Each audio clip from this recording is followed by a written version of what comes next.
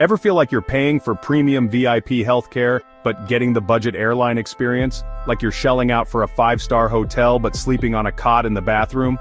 Well, welcome to the US healthcare system, where the bills are sky high, but life expectancy is about as impressive as a participation trophy. We're talking about a system that gobbles up more cash than a casino on a Saturday night but leaves you feeling like you just lost your shirt at the roulette wheel. Imagine this. You buy a Lamborghini, right? Sleek, shiny, the epitome of Italian engineering.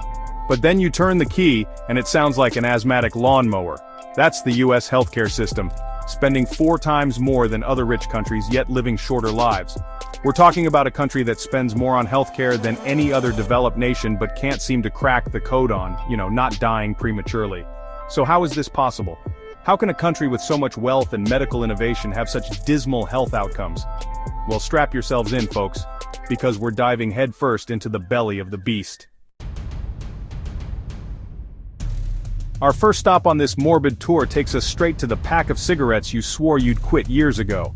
See, America has a long and complicated relationship with smoking, kind of like a toxic ex we just can't seem to shake off. We puffed earlier, we puffed harder, and now we're paying the price, literally. Lung cancer, heart disease, emphysema, you name it, smoking's got its grubby little fingers all over it. But hey, at least we peaked before it was cool, right? Wrong. Because while smoking rates have declined, the damage is done. And let's not forget about the vaping craze. A whole new generation sucking on nicotine-laced cotton candy clouds, blissfully unaware of the long-term consequences. It's enough to make you want to scream into the void, but then you remember smokers' lungs and all. If America were a person, it wouldn't just be overweight. It would be that person who needs a seatbelt extender on an airplane. We're talking 70% of Americans are overweight, and 36% are clinically obese. That's a lot of extra weight on the healthcare system, and on our collective conscience. From sugary drinks to fast food to portion sizes that could feed a small village, America has become a breeding ground for chronic diseases like type 2 diabetes, heart disease, and some cancers. It's almost like we've traded in our birthright for a bottomless bucket of fried chicken. And honestly, that's a deal Dr. Faustus would advise against.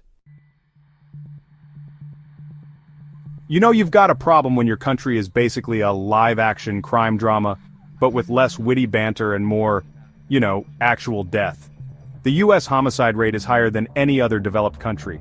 We're talking more plot twists than an Agatha Christie novel, except in this mystery, no one's asking, who done it? Because the answer is often tragically obvious: easy access to guns. It's like we've stumbled onto the set of a Quentin Tarantino film, where violence is the answer, and the body count keeps rising. But this isn't a movie, folks. These are real lives lost, real families shattered, and a real stain on the fabric of American society. Chapter 4. The Opioid Epidemic, America's Painkiller Problem. Remember that friend who always offers you one too many shots at the bar? Turns out, America is that friend, but instead of tequila, it's prescription painkillers. The US is basically the world's worst pharmacist, handing out opioids like they're candy, and then acting surprised when people get hooked.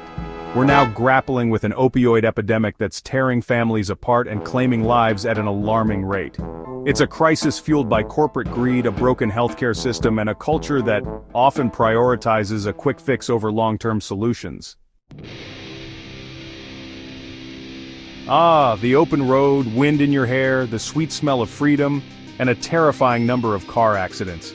Americans love a good road trip, but our love affair with the automobile comes at a steep price. The US traffic fatality rate is a grim reminder that every time you get behind the wheel, you're essentially participating in a high-stakes game of chance. From distracted driving to drunk driving to roads that look like they were designed by a committee of toddlers, there are plenty of factors contributing to this carnage. It's like we're stuck in a never-ending Fast and Furious movie, but instead of Vin Diesel walking away unscathed, it's innocent people paying the ultimate price. Welcome to the land of opportunity, where you can be anything you want, unless you're born poor, in which case, good luck affording the basic necessities of life, let alone achieving the American dream. In the US, your zip code can be a more accurate predictor of your health than your genetic code. If you're born into poverty, your life expectancy takes a nosedive faster than a stockbroker during a market crash. From limited access to healthcare, to environmental hazards, to the chronic stress of living paycheck to paycheck, poverty takes a brutal toll on both physical and mental health. It's a stark reminder that the American dream is often just that, a dream, and one that remains frustratingly out of reach for far too many. You know things are bad when even the babies are struggling. The US has a higher infant mortality rate than most other developed countries, and if that's not bad enough, maternal deaths are on the rise, while declining everywhere else. It's almost like the US is stuck in a time warp, where giving birth is still a risky proposition. Oh, and did we mention the staggering life expectancy gap between the rich and poor? We're talking about a 14.6-year difference. That's an entire middle schooler. It's almost as if your socioeconomic status determines your expiration date, which is about as dystopian as it gets.